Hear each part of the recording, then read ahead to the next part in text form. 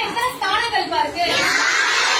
4 ஸ்தானம். இந்த 4 ஸ்தானத்தை 4 ஸ்தானம் இருக்கக்கூடிய 9, அதாவது 9999 எப்படி பெருக்கணும் அப்படின்னு பார்க்க போறோம். என்னடா 4th ஸ்டாண்டர்ட் படிக்கிறவங்களுக்கு இவ்வளவு கஷ்டமான கணக்கு கொடுக்குறாங்கன்னு பாத்தீங்களா?